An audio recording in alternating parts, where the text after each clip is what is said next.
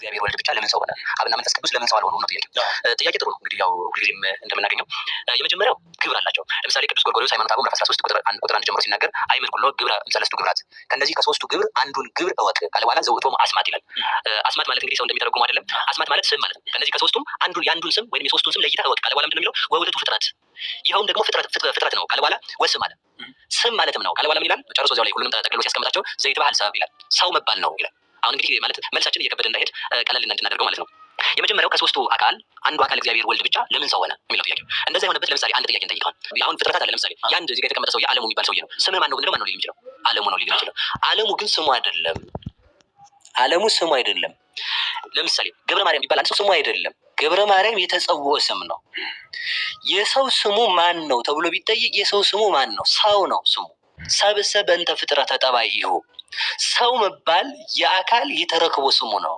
ሰው መባል የአካል የተረክቦ ስሙ ከሆነ የሰው ከሰው ከስሙና ከአካሉ ማን ይቀድማል? ተረክቦ ማለት የመገኘት ማለት ነው። የአካል የመገኘት ስሙ ነው። እንደዚያ ማለት ከሆነ የሰው ስሙ ማን ነው የሚል ጥያቄ ቢነሳስ ምንድን ነው? ሰው ነው መልሶ። አሁን መልሶ ማለት ነው የሰው ስሙ ሰው ከሆነ ከሰውና ከስሙ ማን ይቀድማል ከተባለ ሰው ስሙን አይቀድምም፣ ስሙ ሰውን አይቀድምም። ሰብእሰ በእንተ ፍጥረተ ጠባይሁ ማለት ምን ማለት ነው? ሰው ማለት ስለ አካሉ መገኘት የተነገረ ስም ነው። ለምሳሌ እግዚአብሔር ስጋን ልፍጠረው ነፍስን ልፍጠረው አይደለም ያለው፣ ሰው ላስገኝ ባለ ጊዜ 7 ግብር ያለው ማለታችን ነው ማለት ነው።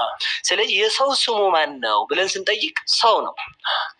የሰውን ስም የኔን ስሜን አሁን ለምሳሌ ግሩም ነው መባል ቸርነቱ፣ ግሩም የሚለውን ስም ማን ይቀድመዋል? አካል ይቀድመዋል። ገብረ ማርያም የሚለውን ስም ማን ይቀድመዋል? አካል ይቀድመዋል። ሰው የሚለውን ስም ግን ማን አይቀድመውም? አካሌ አይቀድመውም። አካሌ በኖረበት ዘመን ስሙ ማን ነው? ሰው ነው የሚለው።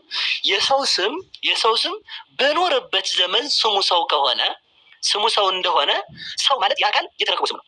አካሉን ስሙ አይቀድመውም፣ ስሙን አካሉ አይቀድመውም። እንግዲህ እንድንይዘው ነው እንዲገባል ማለት ነው። አካሉን ስሙ ካልቀደመው፣ ስሙን አካሉ ካልቀደመው ተገዥ መባል ገብር መባል ደግሞ በእንተ ግብር ናቲሁ፣ ተፈጥሮ ስለተገዛ ከተፈጠረ በኋላ ተገዥ ስለሆነ ምን የሚል ስም ተሰጠው? አገልጋይ የሚል ስም ተሰጠዋል። ገብር መባል ስለመገዛቱ የወጣለት ስም ነው።